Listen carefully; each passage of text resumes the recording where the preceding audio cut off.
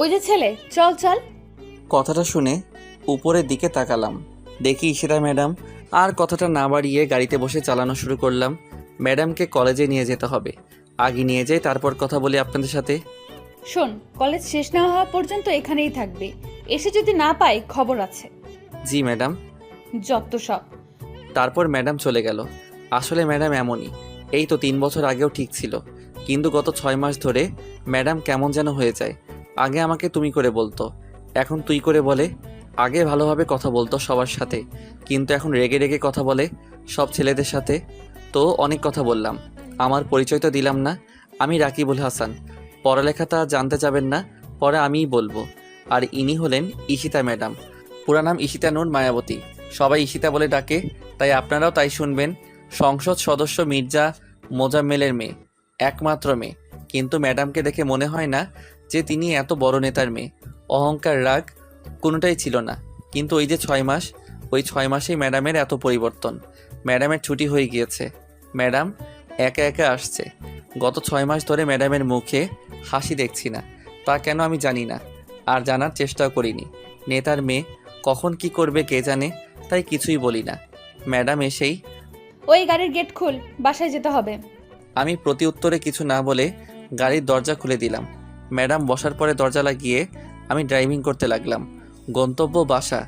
বাসায় এসে পড়েছি। গাড়িটা থামানোর পরে দেখি ম্যাডাম ঘুমিয়ে গিয়েছে। ম্যাডামকে কয়েকবার ডাকলাম কিন্তু উঠলো না। তারপর আমি গাড়ি থেকে নেমে ম্যাডামের দরজার কাছে গিয়ে ডাকলাম, কিন্তু ম্যাডাম উঠছে না। তাই দরজা খুলে ম্যাডামকে ধাক্কা দিলাম। ম্যাডাম, বাসায় এসে পড়েছি। মেয়ে দেখলেই গায়ে ধরতে ইচ্ছে করে না? তোরা ছেলেরা সব এক, লুচ্চা এক একটা। এই বলে আমাকে ধাক্কা দিয়ে বের হয়ে চলে গেল। আমি শুধু অবাক হয়ে তাকিয়ে রইলাম। কি করলাম আমি? আমাকে শুধু শুধু মারলো। ম্যাডামই তো উঠতেছিল না, তাই তো ম্যাডামকে ডাকলাম, আর ম্যাডাম আমাকে মেরে দিল। আজ আমি গরিব বলে আমাকে মারলো। আমি আর কিছু ভাবলাম না। গাড়িটা ঠিক জায়গায় রেখে আমি গেলাম চাচার কাছে। আর চাচা কে বুঝলেন না তো? চাচা মানে মির্জা মোজাম্মেল। সবাই তাকে বাঘের মতো ভয় পায়, কিন্তু কেন পায় তা জানি না। চাচা কত কিউট আর সুন্দর মানুষ, তাকে ভয় পাওয়া অসম্ভব। তিনি তো আমাকে রাস্তা থেকে তুলে নিয়ে এসে এখানে আশ্রয় দিল, আর আমাকে অগাধ বিশ্বাস করে বলে আমাকে তার বাসায় থাকতে বলেছে। ঘরে তার মেয়েও আছে, কিন্তু তবুও তিনি আমাকে থাকতে দিয়েছেন। আমাকে তার সাথে তার টেবিলে বসে খেতে দেন। শুধু আমি না, বাড়ির সব চাকর না, অন্যান্যরাও। আসলেই মানুষটা অনেক ভালো। এইসব কথা ভাবতে ভাবতেই চাচার ঘরে চলে আসলাম। চাচার ঘরে নক করতেই চাচা বলল ভিতরে যেতে। আমি ভিতরে ঢুকলাম। তারপর আসসালামু আলাইকুম চাচা। ওয়ালাইকুম সালাম। তো কেমন আছিস? সারাদিন দেখলাম না যে। ম্যাডামকে নিয়ে ওনার কলেজে গিয়েছিলাম। তোকে না বলেছি ঈশিতাকে নাম ধরে ডাকতে? না মানে? চুপ থাক, ওকে নাম ধরে ডাকবি, ভুলে যাস না তুইও আমার ছেলে, আর ওর থেকে তোর যোগ্যতা বেশি। উঠে দাঁড়িয়ে আমার কাঁধে হাত রেখে বলল। আমার চোখ থেকে এক ফোঁটা পানি পড়ল। শক্ত করে চাচাকে জড়িয়ে ধরে কেঁদে দিলাম। চাচা আমার পিঠে থাপ্পড় দিয়ে বলল, আরে বেটা, কাঁদিস কেন? তুমি খুব ভালো চাচা, খুব ভালো। বাবা মা যদি বেঁচে থাকতো। পুরনো কথা ভুলে যা, নতুনকে সাথে নিয়ে শুরু কর। জি চাচা। আচ্ছা যা। রাত 11টায় ছাদে গেলাম। আজ ছাদে উঠতেই আমি অবাক, কারণ ছাদে একটা ছায়ামূর্তি। এত রাতে তো কেউ ছাদে আসে না। কে তাহলে এটা? আমি ছায়ামূর্তির পিছনে গিয়ে দাঁড়ালাম। আমি বললাম, কে আপনি? আমার কণ্ঠস্বর শুনে ছায়ামূর্তিটা ধরফর করে উঠল। সাথে যে চোখটা মুছে নিল তা আমার নজর এড়ায়নি। ছায়ামূর্তি আমার দিকে ঘুরতেই আমি অবাক, কারণ এটা ঈশিতা ম্যাডাম, থুক্কু ঈশিতা। আমাকে দেখে বলল, তুই এখানে কেন? না মানে এমনি। এমনি হলেই আসতে হবে নাকি? যা তাড়াতাড়ি নিচে চলে যা। জি। তারপর নিচে চলে আসলাম। কিন্তু ঈশিতা কাঁদতেছিল কেন? কারণটা কি? কেননা কোনো না কোনো কিছু হয়েছেই, আর তাই ঈশিতার মনে প্রচণ্ড আঘাতে এনেছে। আর তাই ঈশিতা চুপ করে আছে। না, আমাকে জানতেই হবে ঘাবড়াটা কোথায়। এইসব ভাবতে ভাবতেই আমার ঘরে চলে এলাম। তারপর আর কিছু না ভেবে ঘুমোতে গেলাম। সকালে আবার এক জায়গায় যেতে হবে। সেটা সকালেই বলি কেমন? সকাল 9টা। এই আলসের বাচ্চা, সকাল কয়টা বাজে বের হবি না? জি জি যাব। চল তাহলে। জি চলুন। তারপর আমি গাড়ি নিয়ে বের হয়ে গেলাম। কোথায় যাবেন তা আমাকে বলতে হলো না, কারণ ম্যাডাম তার প্রতি ছুটির দিন যান সেই জায়গায়। আসলে সেই জায়গাটা হলো একটা বাড়িতে। আমি জানি না কেন তবে আসেন, আর যখন বের হন তখন চুল ঠিক থাকে না। আর তখন ম্যাডামের চেহারা দেখলে মনে হয় সে খুব ক্লান্ত, খুব কষ্ট করে এসেছে। চলে আসলাম। ম্যাডাম বের হয়ে চলে গেলেন। আমি বাহিরে বসে আবার সেই ভাবনায় ভাবতে লাগলাম, ম্যাডাম কেন আসেন এই জায়গায়? 5 মাস ধরে নিয়মিত আসছেন। ভাবছেন কিভাবে বললাম? আসলে আমি হিসেব করে রাখছি দিনগুলো। 3 ঘন্টা পর দেখলাম ম্যাডাম বের হলেন, আজও সেই একই ভঙ্গিতে, কিন্তু আজ যেন একটু বেশি ক্লান্ত। আজ একেবারে হাঁটতে পারছে না। আমি বুঝতে পারছি না কিছু। ম্যাডাম গাড়িতে এসে সোজা বসলেন, তারপর বললেন, তাড়াতাড়ি বাসায় চল, খুব খারাপ লাগছে। জি। আমি আর কথা না বলে গাড়ি চালাতে শুরু করলাম। গাড়ি চালাচ্ছি, লুকিং গ্লাসে ম্যাডামের দিকে তাকিয়ে দেখি ম্যাডাম ঘুমিয়ে পড়েছে। ম্যাডামের চেহারায় ক্লান্তি, ভয়, ঘৃণা সব এক হয়েছে। কিন্তু কেন? সেই কেনয়ের উত্তর এখন না খুঁজে গাড়ি চালানোতে মনোযোগ দিলাম। বাসায় এসে পড়েছি। ম্যাডামকে ডাকলাম, কিন্তু ম্যাডাম উঠছে না। কিন্তু গায়ে হাত দিলে তো থাপ্পড় খেতে হবে। দূর, যা হবার তা হবে। আগে ডেকে নেই। ম্যাডাম, ও ম্যাডাম, উঠুন, বাসায় চলে এসেছি তো। ম্যাডাম নড়ে উঠল, তারপর হালকা হালকাভাবে চোখটা খুলল। আমার দেখে মনে হচ্ছিল চোখ দুটো খুলতেও খুব কষ্ট হচ্ছিল। অনেক কষ্টে বলল, আমাকে কোলে করে নিয়ে আমাকে একটু আমার ঘরে দিয়ে, আজ আমার শরীর খারাপ লাগছে, প্লিজ। আমি কোলে নিলাম ম্যাডামকে। তারপর ম্যাডামকে নিয়ে উপরে উঠছি। সবাই হয়তো অবাক হচ্ছে, আমার কি। তারপর দেখি চাচা আমাকে দেখে দৌড়ে আসলো। তারপর বলল, কি হয়েছে রাকিব, ওর এই অবস্থা কেন? কিছু না চাচা, মাথা ঘুরে পড়ে গিয়েছিল। তারপর বাসার সামনে নিয়ে আসার পরে আমাকে বলল যে কোলে করে নিয়ে যেতে, তাই। বুঝেছি, আমি ডাক্তারকে আসতে বলছি, তুই ওর কাছে থাক। আচ্ছা। তারপর ম্যাডামকে তার ঘরে নিয়ে শুইয়ে দিলাম। মুখটা কত কিউট লাগছে, কিন্তু কষ্টের ছাপ বোঝা যাচ্ছে। আমি কিছু বুঝতেছি না। মহিলা ডাক্তার আসলো, তারপর ম্যাডামকে দেখলো। ম্যাডামকে দেখার সময় ডাক্তারের চোখগুলো এমন হয়ে গিয়েছিল যেন কি না কি দেখছে। তারপর চাচাকে বলল, ভাই, আমার সাথে তাড়াতাড়ি বাইরে আসুন। জি চলুন। তারপর চাচা আর ডাক্তার চলে গেল। কিছুক্ষণ পরে চাচা এলো, বেশ গুরুগম্ভীর চেহারা নিয়ে। আমার কাছে এসেই বলল, রাকিব বাবা আমার, সত্যি করে বল না, তোর ম্যাডাম কোথায় গিয়েছিল? তারপর চাচাকে সব বললাম, তবে শুধু আজকেরটাই। তারপর চাচা বলল, জানিস ডাক্তার কি বলেছে? কি? তারপর চাচা বলল।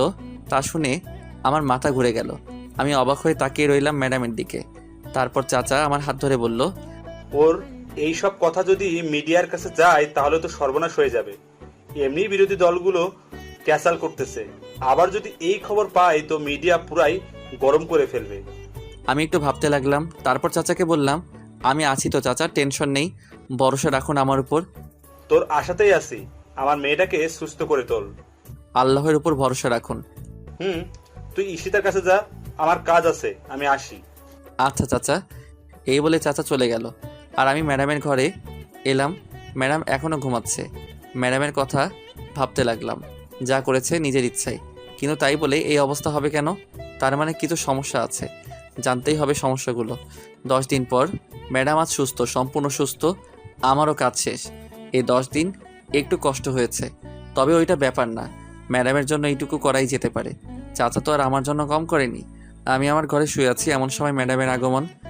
রাকিব, জি ম্যাডাম বলুন। ধন্যবাদ কেন? আমার সুস্থ করে তোলার জন্য। না না ম্যাডাম, ধন্যবাদ দেওয়ার কিছু নেই, এটা তো আমার দায়িত্ব।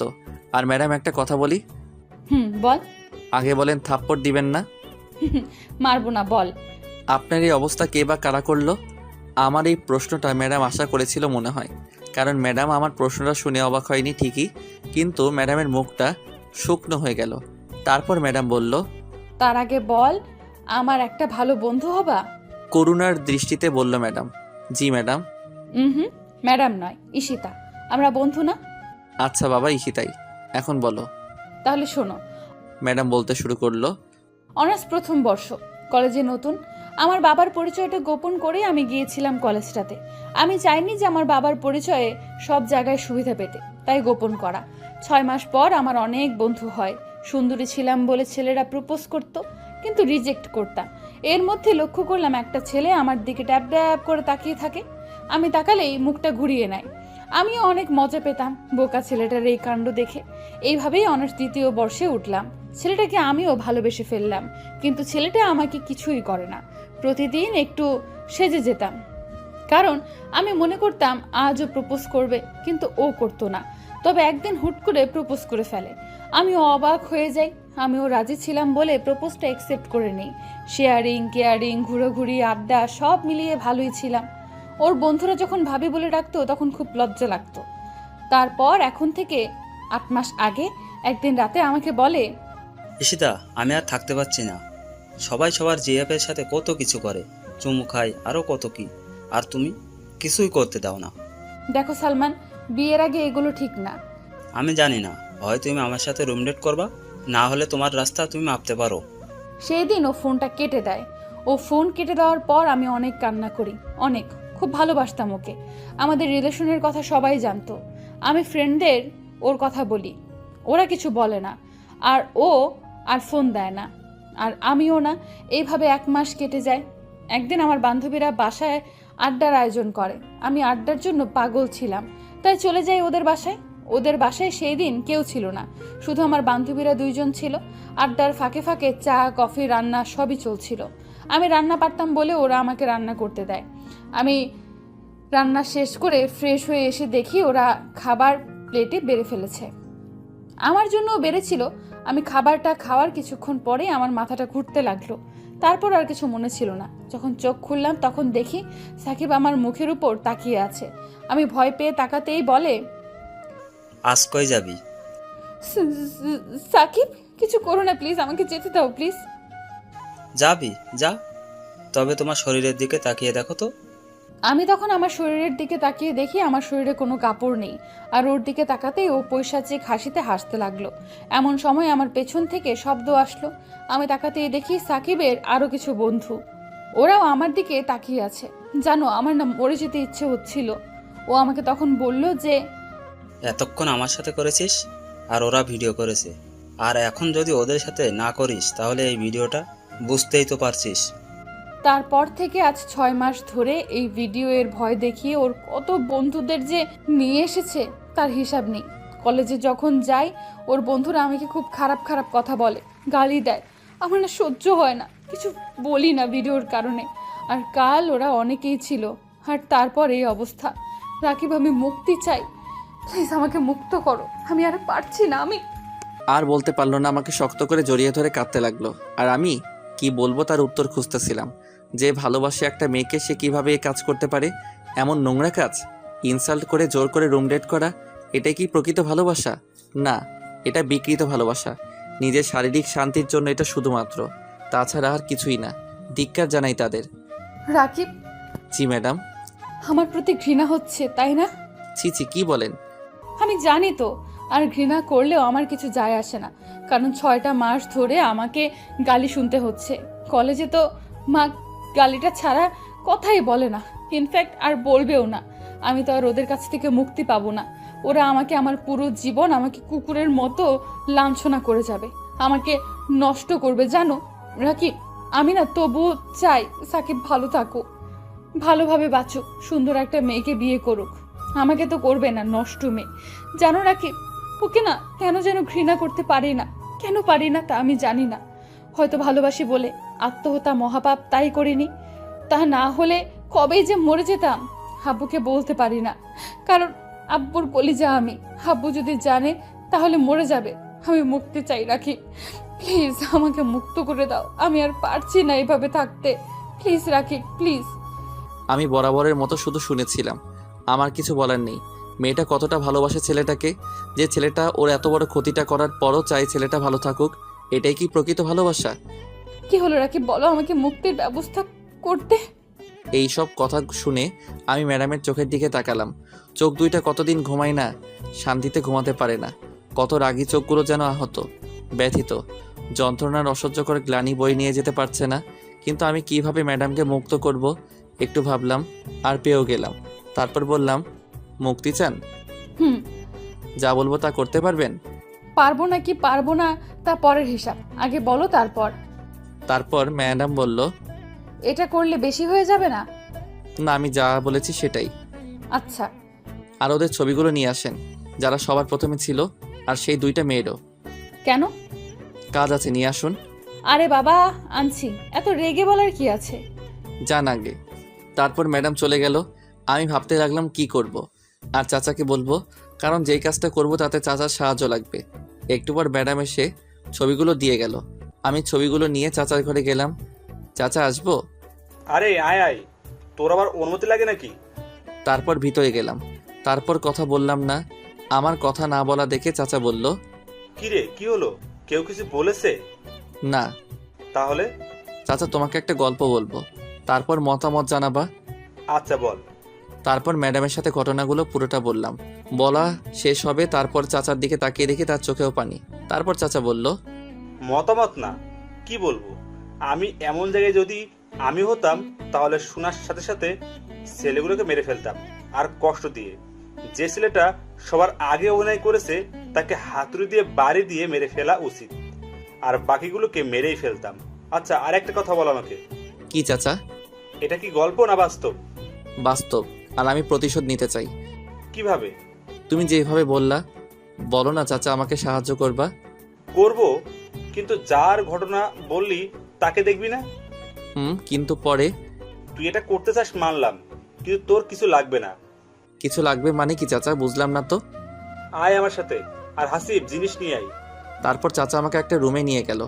হাসির কাপড়ে পেঁচানো একটা কিছু নিয়ে আসলো। তারপর চাচাকে দিল। চাচা কাপড়টা সরাতেই দেখি একটা রিভলভার। চাচা আমার দিকে তাকিয়ে হয়তো আমার অবস্থাটা বুঝতে পারছে, তাই মুচকি মুচকি হাসছে। তারপর আমার কাছে এসে বলল, নে এটা নে। কি হবে এটা দিয়ে? এটা দিয়ে ওদের শেষ করবি, কিন্তু ওদের এক গুলিতেও মারলে হবে না। ওদের মতো ছেলেদের কষ্ট দিয়ে মারতে হবে, আর তা কঠিন কষ্ট দিয়ে। এমন কষ্ট দিতে হবে যেন শয়তানও যেন কেঁপে ওঠে। জি চাচা। আর তোকে কিছু শিখিয়ে দিব, সেটা মেনে ওদের মারিস, তাহলে পুলিশ কেন, র্যাব আসলেও তোদের খুঁজে বের করতে পারবে না, বা পারবে না আসল খুনিকে। আচ্ছা তাহলে বলো। তারপর চাচা আমাকে বলল, কি বললো তা আপনাদের না জানলেও চলবে। তারপর চাচার কাছ থেকে বিদায় নিয়ে ম্যাডামের ঘরে এসে ম্যাডামকে সব বললাম। আর এটাও বললাম যে কাল যাব মারতে, একদিনে 70 জনকে মারবো, সাথে মেয়ে দুটোকেও, কারণ ওরাও কম দোষী নয়। তারপর আমি আমার ঘরে এসে কালকের অপেক্ষায় থাকলাম। ভোর 5টা ম্যাডাম আর আমি বেরিয়ে পড়লাম, সাথে প্রয়োজনীয় জিনিসগুলো। প্রথমে যাব সাকিবদের বাসায়। সাকিব একা থাকে। ম্যাডাম আগে উঠে গেল। তারপর আমি, ম্যাডাম দরজা খোলাই রেখেছিল। ম্যাডামকে দেখি সাকিবকে জড়িয়ে ধরে আছে। তারপর সাকিব গেল ওয়াশরুমে। আমি তাড়াতাড়ি করে রিভলভারটা বের করে সাইলেন্সার লাগালাম। তারপর ওয়াশরুমের দিকে তাক করে থাকলাম। ম্যাডামের চোখে পানি, হয়তো ভালোবাসার মানুষটাকে আজ হারিয়ে ফেলবে বলে। আমি আর না তাকিয়ে থেকে সাকিব বের হতেই সাকিবের হাতে গুলি করলাম। সাকিব মাগো বলে চিৎকার দিল। তারপর ম্যাডামের দিকে তাকিয়ে দেখি তার ড্রেস চেঞ্জ। আমি অবাক হয়ে গেলাম, ড্রেস চেঞ্জ এত তাড়াতাড়ি করলো কিভাবে? আমি ভালোভাবে লক্ষ্য করতেই দেখি ম্যাডামের জামা নিচে পড়ে আছে। ম্যাডামের এক হাতে হাতুড়ি আর এক হাতে রান্দা। ম্যাডাম সাকিবের দিকে এগিয়ে যাচ্ছে। তারপর একটা কাগজ বের করলো। তারপর সাকিবকে লিখতে বলল। সাকিব ভয়ে তা লিখে ওর সাইন করে দিল, আর আমি সাকিবের বাঁ হাতে গুলি করি। সাকিব লিখে ম্যাডাম ওকে লাথি মেরে ফেলে দিল আর বলতে শুরু করলো, সাকিব, জানো খুব ভালোবাসতাম তোমায়, খুব। তুমিই আমার সব ছিলে। তুমি যেদিন রুম ডেটের কথা বলো তখন আমার বেশি খারাপ লাগতো। আমাকে তুমি এড়িয়ে চলতা। তুমি না আমায় ভালোবাসতে। তুমি কিভাবে এটা পারলে সাকিব? আমি তোমাকে ভালোবাসতাম তাই বলে এই নয় যে আমি আমার শরীরের অধিকার তোমায় দিয়েছিলাম। আমি তোমাকে কিস বা অন্য কিছু করতে দিতাম না। ইনফ্যাক্ট তোমাকে আমার হাত পর্যন্ত ধরতে দিতাম না। আর তুমি কিভাবে এই নোংরা কাজটা করতে পারলা? আমার সব কিছুর উপরে আমার স্বামীর অধিকার আছে, আমি তা মানি আর বিশ্বাস করতাম। আর তোমার জন্য তাকে ঠকাতে হবে আমাকে? তোমার বেঁচে থাকার অধিকার নেই। তোর মতো শয়তান বেঁচে থাকলে আরো অনেক মেয়ে নষ্ট হবে। এক ভয়ঙ্কর চিৎকার দিল সাকিব, কারণ ম্যাডাম সাকিবের 2 পায়ের ফাঁকে সজোরে বাড়ি মারে আর ছেলে বলে তার প্রাণ এই একেবারে চলে যায়। তারপর ম্যাডাম রান্দা হাতে নিল। তারপর বলতে লাগলো, আমি তোকে ভালোবাসি না। এটা বলতে লাগলো আর কোপাতে লাগলো। আমি কিছু না বলে দেখতে লাগলাম। সাকিবের শরীরটা পুরো গরুর কাটা মাংসের মতো হয়ে গেছে, আর মুখটা ম্যাডাম হাতুড়ি দিয়ে বিস্টে একটা অবস্থা করে কাগজটা সাকিবের মুখে ছুঁড়ে দিয়ে চলে আসলাম। আর কাগজে লেখা ছিল আমি ধর্ষক। এভাবে 70 জনকে শেষ করলাম, সাথে ওই মেয়ে দুটোকেও। মেয়ে দুটোকে আরও কষ্ট দিয়ে মেরেছে ম্যাডাম। আর ভিডিওগুলো উদ্ধার করে বাসায় ফিরছি। ম্যাডাম আমাকে জড়িয়ে ধরে আছে আর কান্না করছে। আমি কান্নার কারণটা বুঝতে পারছি, তাই কিছু বলছি না। আমিও সময়ের সাথে তাল মিলাতে ম্যাডামকে জড়িয়ে ধরলাম। ম্যাডাম কিছু বলল না, তবে কান্নার বেগ বেড়ে গেল। আমরা বাসায় এসে পড়েছি। ম্যাডাম কোনো কথা না বলে দৌড়ে বাড়ির ভিতরে চলে গেল। আমিও আমার ঘরে এসে একটু ঘুমাতে চেষ্টা করলাম আর ঘুমিয়ে পড়লাম। ঘুম ভেঙে গেল কেন তা জানি না, একটা অপরাধবোধ জেগে উঠছে মনের মধ্যে। অন্যরকম একটা ফিল, তা ভাষায় বোঝানো যাবে না। আমি আর না ভেবে ফ্রেশ হতে গেলাম। ফ্রেশ হয়ে এসে চাচার ঘরে গেলাম। চাচা জিনিসগুলো তো দিতে হবে, তাই চাচার ঘরে গেলাম। চাচা আসবো? রাকিব আয়। চাচা এই যে তোমার রিভলভার আর বুলেটগুলো নাও। আরে আরে কি করছিস? আমি এইগুলো নিয়েছি তোকে নেওয়ার জন্য নাকি? তাহলে? আরে পাগল, এইগুলা হলো এখনকার নিরাপত্তার জিনিস। রাখ এইগুলা তোর কাছে। আর এইটা রাখ, এটা হলো লাইসেন্স। এটা দেখালে পুলিশ তোকে ধরবে না যদি দেখে। ও আচ্ছা। আচ্ছা রাকিব, একটা সত্যি কথা বলবি? কি চাচা? তুই আজ কার জন্য প্রতিশোধটা নিলি? সেটা জানা কি খুব জরুরি? হ্যাঁ। ঈশিতার। চাচা পানির গ্লাস নিয়ে পানি খেতে নিয়েছিল। ধূপ করে চাচার হাতের পানির গ্লাসটা পড়ে গেল। কারণ চাচা চমকে গিয়েছিল। কারণ কোনো বাবা যদি তার মেয়ের এইরকম বাজে একটা হ্যারাসমেন্টের কথা শুনে তাহলে চমকাবেই। কারণ মেয়ে বাবাকে আর বাবা মেয়েকে সবচেয়ে বেশি ভালোবাসে। চাচা আমার দিকে তাকিয়ে আছে। চাচার চোখ থেকে টুপ করে এক ফোঁটা পানি পড়ল। কাজের টেবিলের উপর চাচা উঠে দাঁড়ালো। তারপর আমাকে কিছু না বলে হাঁটতে লাগলো। আমি জিনিসগুলো নিয়ে চাচার পিছু যেতে শুরু করলাম। চাচা ইশতা ম্যাডামের ঘরে যাচ্ছিলেন। চাচা ম্যাডামের ঘরে ঢুকলেন আর সাথে আমিও ম্যাডামের ঘরে ঢুকলাম। দেখলাম ম্যাডাম গুটিসুটি মেরে ঘুমিয়ে আছে। কত মায়াবী লাগছে ম্যাডামকে। চাচা ম্যাডামের কাছে যেয়ে ম্যাডামের কপালে একটা চুমু দিলেন। তারপর ম্যাডামের হাত ধরে কান্না করতে লাগলেন। চাচা রাজনীতি করেন। চাচাকে এভাবে আমি কখনো দেখিনি এভাবে ভেঙে পড়তে। চাচা এভাবে কান্না করছে আর ম্যাডাম জাগছে না। আমার খুব চিন্তা হচ্ছে। ম্যাডামের পাশে তাকিয়ে দেখি ঘুমের ওষুধ। তার মানে ম্যাডাম ওষুধকে ঘুমিয়েছেন, সহজে উঠবেন না। চাচা আমাকে ডাক দিল। রাকিব, জি চাচা। তুই আমাকে আগে কেন বলিসনি বাপ? তাহলে আমিই যেতাম খুন করতে। এমন নোংরা কাজ আমার মেয়েকে দিয়ে করিয়েছে, আর তুই আমাকে বলিসনি কেন? ঈশিতা ম্যাডাম বলতে নিষেধ করেছিল, তাই করিনি। আমার দুইটা কথা রাখবি। বলো চাচা। এক, তুই মাস্টার্সে ভর্তি হয়ে যা। আর কি চাচা? জানি না কথাটা তুই কিভাবে নিবি। আমাকে হয়তো স্বার্থপর ভাববি, কিন্তু বলছি ঈশিতাকে তুই বিয়ে করবি। দেখ, আমি তোকে জোর করব না, তোর ইচ্ছা। তোকে যখন আমি আমার বাড়িতে নিয়ে আসলাম তখন থেকে আমি ঠিক করে রেখেছিলাম, তাই ঈশিতার কাছাকাছি রেখেছিলাম যাতে ওকে বুঝতে পারিস। কিন্তু এই ধরনের ঘটনা আমি জানতাম না রে। তোর ইচ্ছে, তুই কি করবি? আমি রাজি চাচা। ভেবে দেখ রাকিব। আমার ভাবা শেষ চাচা। আচ্ছা, কাল সকালের মধ্যে তোর কলেজে ভর্তি হবার কাগজ পেয়ে যাবি। আচ্ছা চাচা। এই বলে চাচা চলে গেল। আমি কেন রাজি হলাম তা নিয়ে প্রশ্ন এসেছে নিশ্চয়ই। আসলে চাচা আমাকে রাস্তা থেকে কুড়িয়ে এনেছে। আমি চাচার কাছে না আসলে খারাপ পথে চলে যেতাম, কিন্তু চাচা থাকাতে তা হয়নি। যে চাচা আমাকে না চিনেন না জেনে আমাকে তার ঘরে জায়গা দিল, আর আমি সেই চাচার মেয়েকে চিনেও বিয়ে করতে পারবো না তার অ্যাফেয়ারের কথা জেনে। এতটা অকৃতজ্ঞ আমি হতে পারিনি, তাই রাজি হলাম। হতে পারে সে ধর্ষিতা। আলো আর আধারে মিলে না হয় গড়ে তুলব নতুন একটা পৃথিবী। সকালবেলা ঘুম থেকে উঠলাম। চাচা সকালে দেখা করতে বলেছিল, তাই দেখা করতে গেলাম।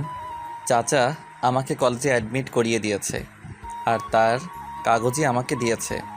আমি চাচার কাছ থেকে বিদায় নিয়ে চলে আসলাম।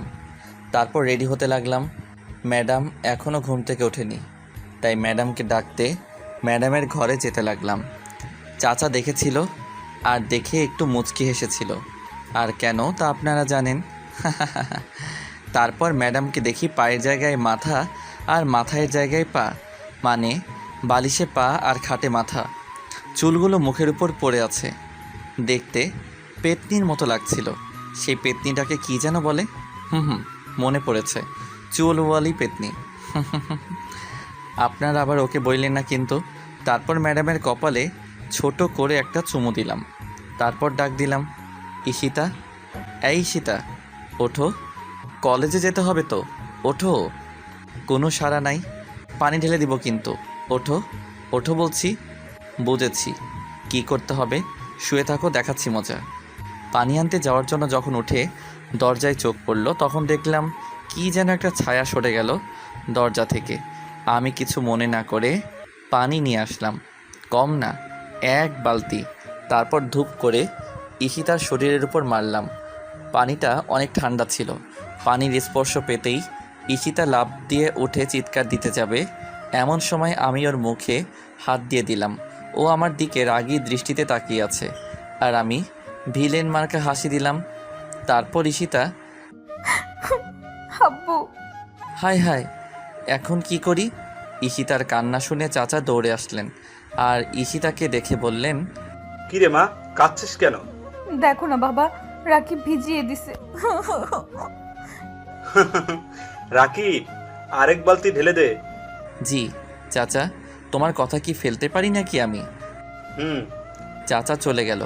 ঈশিতার দিকে তাকিয়ে দেখে আমার দিকে রাগী দৃষ্টিতে তাকিয়ে আছে, আর আমি ভিলেনের মতো হাসছি আর ঈশিতার দিকে এগিয়ে যাচ্ছি।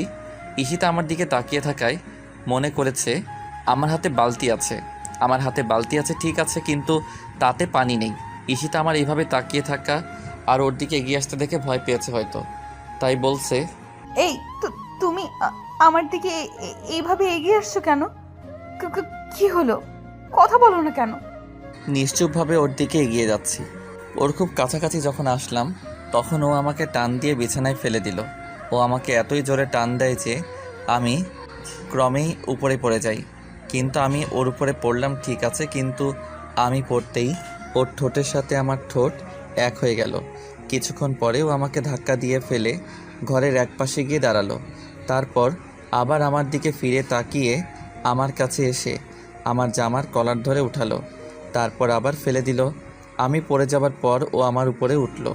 তারপর আমাকে বলল, পিচ্চি পণ্ডিত আমার, খুব বাজে হয়ে গেছো। এই বলে আমার গাল দুটো টেনে দিয়ে দৌড় দিয়ে পালালো। আমি একটু আগের ঘটনা মনে করার চেষ্টা করতেছি, কিন্তু মনে করতে পারতেছি না, তাই আর চেষ্টা করলাম না। আবার তো কলেজে যেতে হবে, তাই রেডি হতে গেলাম। রেডি হয়ে ব্রেকফাস্ট করতে নিচে নামলাম। চাচা খবর দেখছে, আমিও গেলাম নাস্তা করতে। চাচা আমাকে দেখে বসতে বলল, আমি বসলাম। খবরটা শুনে আমি অবাক হলাম, কারণ খবরটা ছিল এরকম, একদিনেই ৭২ খুন, আর নিহতের সবাই ধর্ষণের স্বীকারোক্তি দিয়েছে, আর সরকার সেই হত্যাকারীর শাস্তি প্রকাশ্যে মাফ করে দিয়েছে। আমার ভিতরের অপরাধবোধ কমে গেল অনেকখানি। ঈশিতাও কখন এসেছে জানি না, কিন্তু ওর মুখেও প্রশান্তির হাসি ঠোঁটের কোণে দেখা যাচ্ছে। অনেক দিন পরে আমি এই হাসিটা দেখলাম। বের হলাম কলেজে যাবার জন্যই, তবে আজ পার্থক্য হচ্ছে আমি কলেজে যাচ্ছি আর ঈশিতাও। আজ ঈশিতার ড্রাইভার না, বন্ধু হয়ে কলেজে গেলাম। চাচা আগেই বলে দিয়েছিল ক্লাস কোথায় পাবো, আমি ঢুকবো এমন সময় ঈশিতা বলল, তুমি তোমার ক্লাস তো তুমি চিনো না, চলো আমি নিয়ে যাচ্ছি। আমি আমার কথা শেষ হবার আগে ঈশিতা বলল, চুপ, একদম চুপ, চলো আমার সাথে। মুখে হাত দিয়ে দাঁড়িয়ে রইলাম। এই তো গুড বয়। তারপর ঈশিতা আমার হাত ধরে ক্লাসে নিয়ে গেল। ক্লাসের সবাই অবাক, আর হবেই বা না কেন, সেমিস্টারে 6 মাস পরে কলেজে গিয়েছি, তার কি হবে। পরে ঈশিতাকে বিদায় দিয়ে ক্লাসে ঢুকলাম। ক্লাসে স্যার আসলো, তখন আমাকে দেখে বলল দাঁড়াতে। আমি দাঁড়ালাম। পরে আমাকে বলল, আমার প্রিয় ছাত্রছাত্রীরা, এই হলো তোমাদের নতুন বন্ধু রাকিবুল হাসান। তোমরা ওকে রাকিব বলে ডাকবা।